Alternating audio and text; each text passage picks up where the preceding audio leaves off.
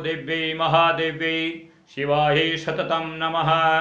नमः प्रकृतिभद्राय नियता प्रणतास्मताम। लगातार 16 दिनों तक पितरों के निमित्त श्राद्ध, पिंडदान एवं तर्पण आदि कार्यों से निवृत्त होकर के आज प्रत्येक सामान्य जनमानस या यूँ कहें सनातनी सब लोग कल से प्रारंभ होने जा रहे शारदीय नवरात्रों की तैयारी में संलग्न हो गया है। नवरात्रे विशेष रूप से 4 प्रकार के होते हैं।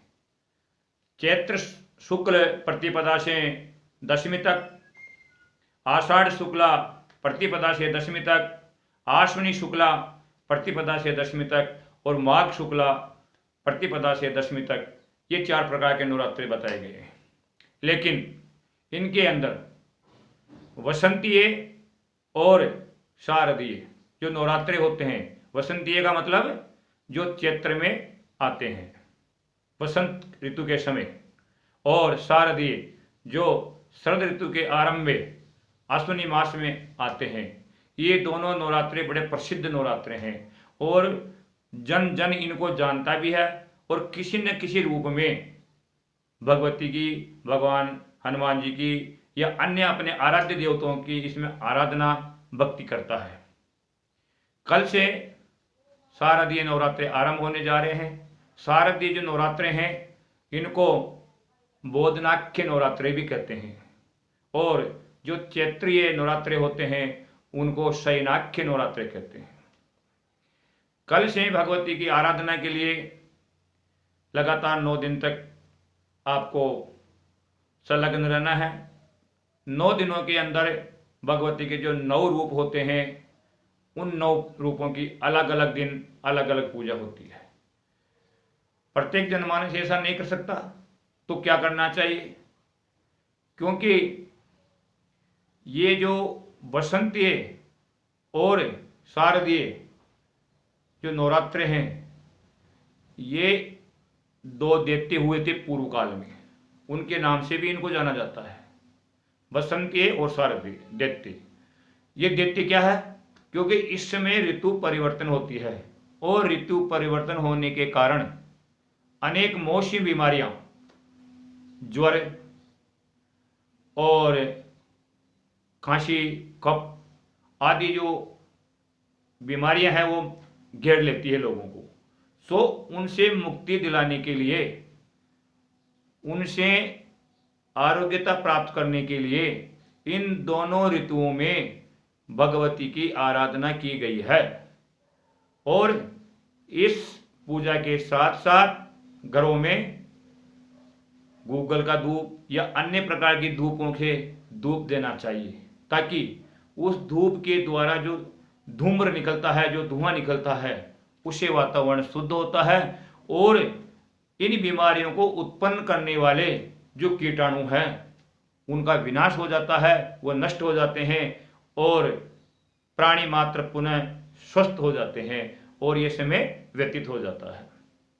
इसलिए इन नवरात्रों के अंदर प्रत्येक व्यक्ति को किसी न किसी अपनी श्रद्धा के अनुसार भगवती की या अपने कुल देवताओं की या अपने आराध्य देव की आराधना अवश्य करनी चाहिए।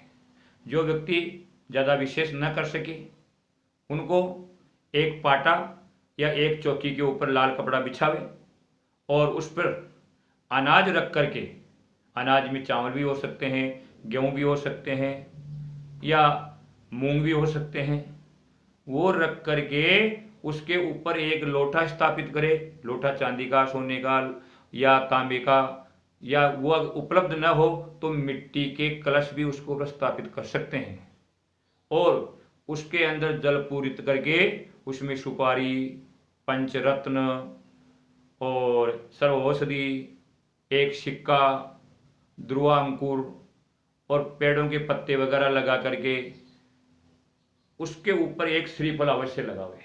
पूर्ण पात्र रख करके एक कटोरी या मिट्टी की जो सराय होती है वो रख करके उसमें मूंग आदि रख करके फिर एक श्रीफल रखे उसके ऊपर।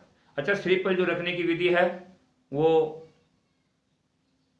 अपनी तरफ श्रीफल का मुंह होना चाहिए, आड़ा रखना चाहिए, और उस पर एक वस्त्र लगा करके भगवती की, हनुमान जी की या भगवान राम जी की, जो भी आपको अच्छा लगे उनकी फोटो सामने विराजमान कर दो, और दोनों साइडों में मिट्टी के अंदर जवारे बो दो, और नित्य प्रति उन जवारों में पानी देना, डेली उनकी पूजा करना, और भगवती के सामने अग्नि के द्वारा भोग लगा करके ज्योत के दर्शन करना, ये आपकी डेली की पूजा होगी।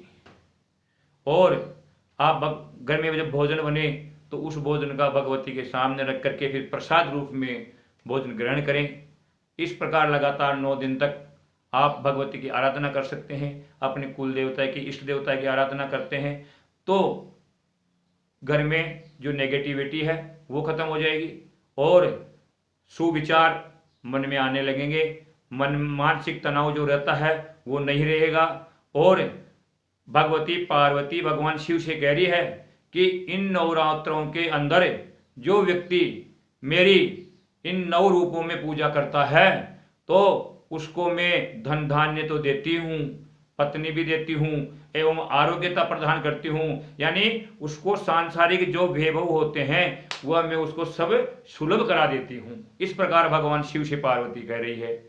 और बताया गया है, रुद्रयामल के अंदर कहा गया है कि नवशक्ति समायुक्ताम नवरात्रे तद उच्यते है, यानी 9 दिन तक लगातार भगवती के जो 9 स्वरूप हैं उनकी पूजा करते हैं, आराधना करते हैं, तो उसके घर में या किसी प्रकार का कोई क्लेश या व्यवधान नहीं रहता है, और धन धान्य की हमेशा पर्याप्त मात्रा में वृद्धि होती रहती है। समय समय पर उनकी जो आवश्यकताएं होती है वो पूर्ण हो जाती है।